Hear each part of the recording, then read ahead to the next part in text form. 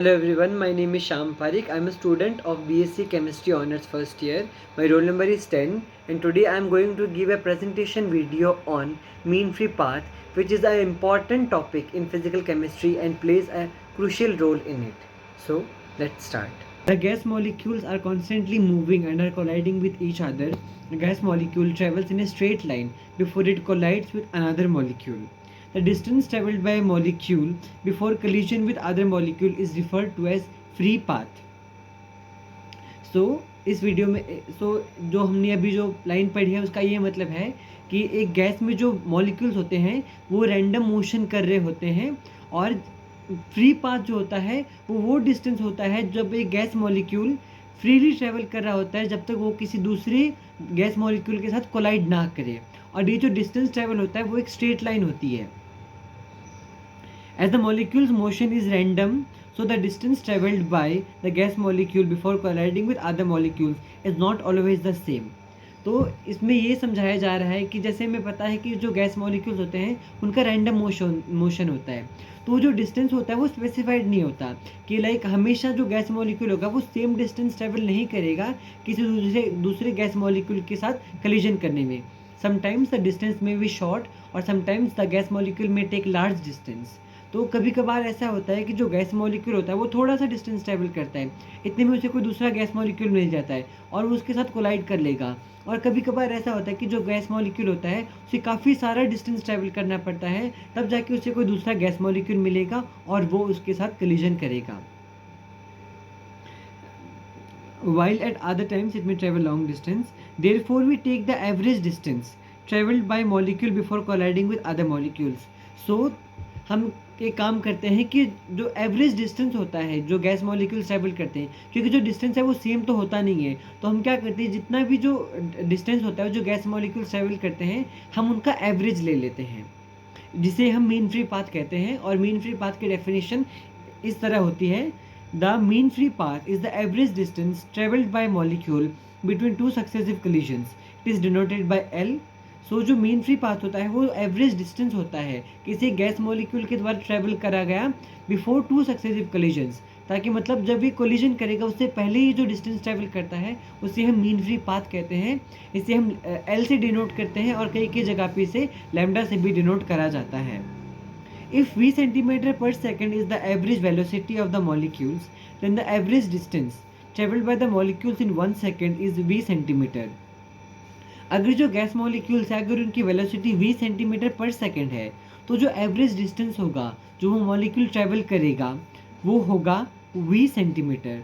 If N C, जो c होगा वो उसके जो बॉटम में होगा, if N C is the number of collisions a molecule undergoes per second, that is collision number, then mathematically mean free path is expressed as L equals to average distance traveled per second divided by number of collisions made by single molecule per second.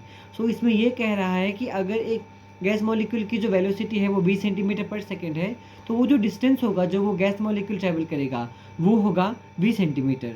और अगर N C है हमारे collision number, तो मतलब collision number का मतलब है कि जो गैस मॉलिक्यूल है वो कितने और गैस मॉलिक्यूल के साथ कोलाइड करेगा, उसे हम कलिजन नंबर कहते हैं. तो मैथमेटिकली जो मीन फ्री पाथ होगा वो एक रेशियो होगा average distance travelled by the gas molecule divided by number of collision made by that single molecule in 1 second. और हमें पता है कि हमने पहले डिराइव कर रखा है कि जो कलिजन नंबर है उसका मैथमेटिकल एक्सप्रेशन होता है √2 पाई वी सिग्मा स्क्वायर एन, जिसमें जो सिग्मा होता है वो होता है कलिजनल डायमीटर.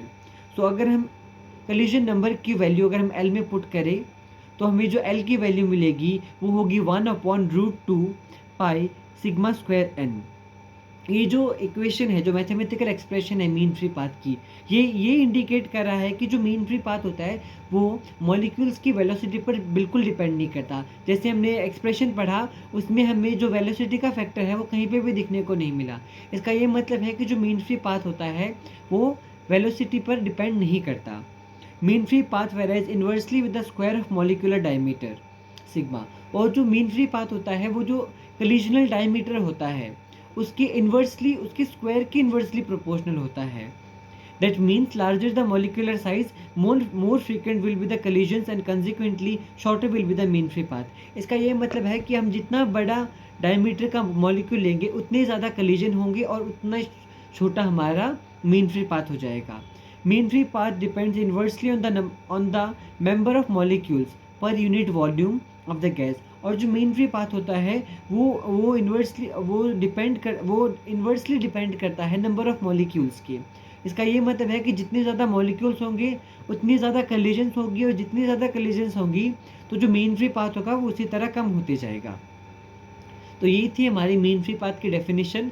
अब हम कुछ फैक्टर्स के बारे में डिस्कस करेंगे जैसे कि टेम्परेचर एंड प्रेशर, कि अगर हम टेम्परेचर बढ़ाए अगर हम प्रेशर बढ़ाए तो जो हमारा मीन फ्री पाथ होगा उस पर क्या इफेक्ट पड़ेगा. फ्रॉम द एक्सप्रेशन, ये जो एक्सप्रेशन हमें दिया गया है ये क्लियर है कि जो मीन फ्री पाथ होता है वो यूनिवर्सली प्रोपोर्शनल होता है नंबर ऑफ मॉलिक्यूल्स के पर यूनिट वॉल्यूम. तो हमें बताइए कि जो आइडियल गैस इक्वेशन होता है वो होता है PV = nRT. अगर हम इसे सिंप्लीफाई करके अगर हम n के नीचे V लाएं तो n/V होगा P/RT, जहाँ पे n/V है वो है नंबर ऑफ मॉलिक्यूल्स पर यूनिट वॉल्यूम और हम इसे रिप्रेजेंट करेंगे n' के साथ. अगर हम इस एक्सप्रेशन को अगर हम एवोगैड्रो नंबर n0 से मल्टीप्लाई करें तो हमें नंबर ऑफ मॉलिक्यूल्स पर यूनिट वॉल्यूम मिल जाएंगे. सो n' होगा P(n0/RT).